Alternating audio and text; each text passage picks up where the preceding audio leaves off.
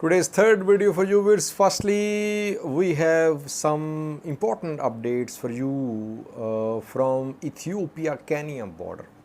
If you remember, 3 days ago I reported about fighting between OLA fighters and some government forces in Moale town, which is on Kenya-Ethiopia border. What happened after that? After that, we saw that a major operation was launched against Oromo Liberation Army in entire Oromia.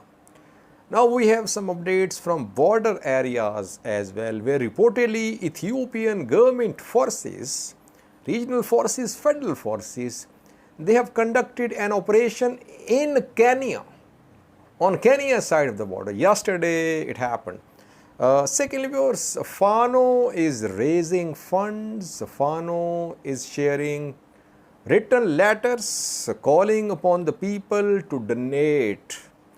We have a letter for you which shows that Fano is raising money.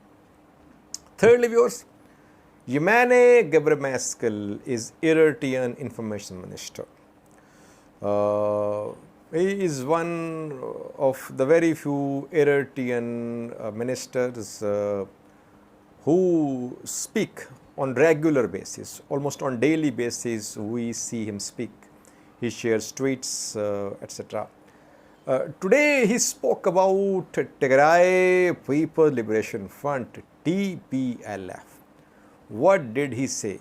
He actually responded to a video which was shared by some Tigray activists.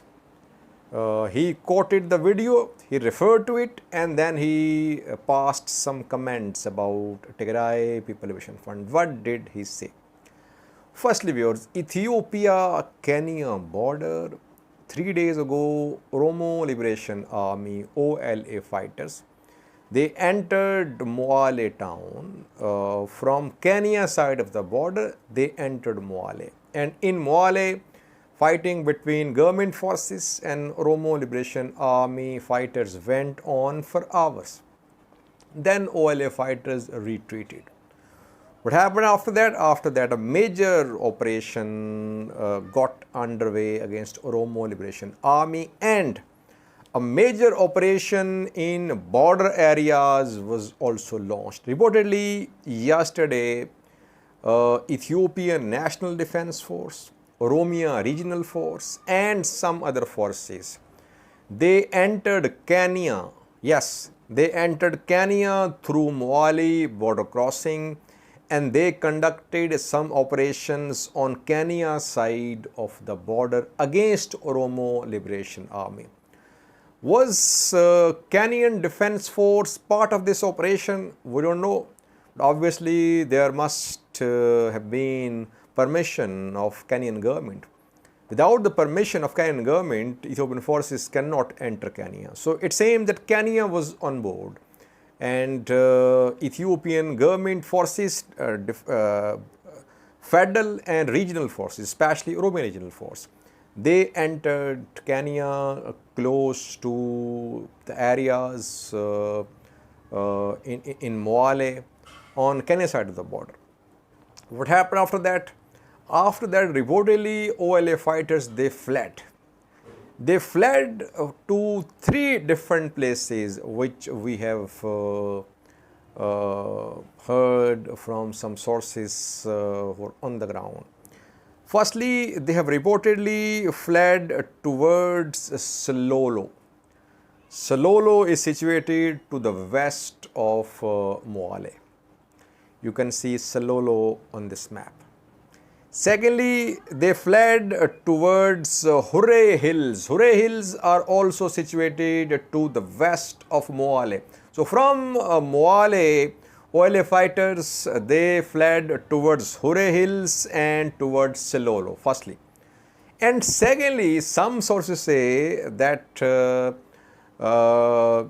dozens of OLA fighters, they have fled towards Isiolo and Marti, which are at a distance from Moale. Isiolo and Marti are around more than 200 kilometers away from the border area, Moale. But some sources say that OLA fighters, they have fled towards these areas. Why? Because a river passes through these areas, Ivaso Nigiro River. And close to this river, some Borana Oromo clan members live. That is why OLA fighters have fled towards these areas. And reportedly, these areas have been hit by some recent floods as well. So it's easy for OLA fighters to find some shelter there. So what we can conclude is that Ethiopian government forces, they have managed to disperse OLA fighters from border areas, Ethiopia-Kenya border areas. And now government forces have been deployed along border areas, Ethiopian government forces, over regional government forces. And secondly, we are seeing continuous flights of reconnaissance surveillance drones, Ethiopian drones over Moale. Again, we have confirmed from some sources on the ground who are confirming that since yesterday, for the past 2 days, Ethiopian drones have been seen continuously over Moale, over Ethiopia-Kenya border. So, Ethiopian government has sealed the border. On Somali side of the border, we know that Somali regional forces are now involved in this war. They have been deployed to southern Oromia and they're in control of border areas as well. Towards Kenyan border, drones are flying over the border areas and Ethiopian government forces have entered Kenya too.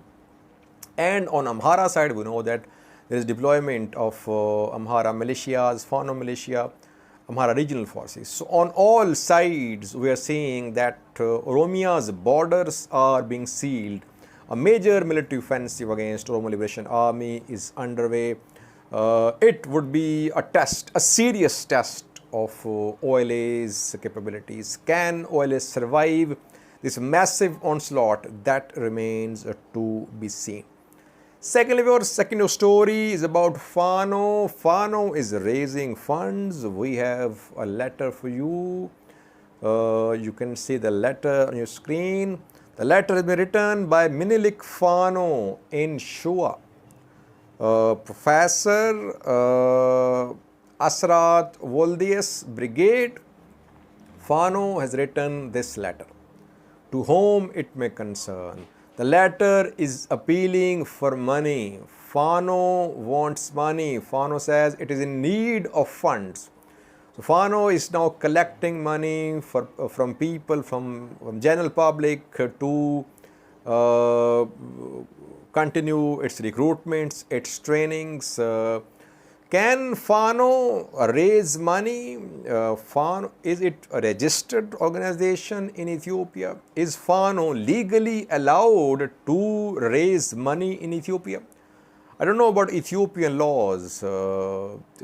If you collect money, then you are held accountable for that as well. I mean, you need to justify the spending as well, whether you are a government body or whether you are an NGO, especially if you're an NGO and you collect some money, then you have to justify where you spend the money. Can Fano collect money? Can it raise funds under Ethiopian law? And lastly, viewers, Yemane Gebremeskel is Eritrean Information Minister. Today he spoke about Tigray Preparation Fund. A video is being shared by some Tigray supporter, Tigray activist, in which he is proposing that Eritrean government should be removed and Tigray should gain access to the sea and Greater Tigray should be formed.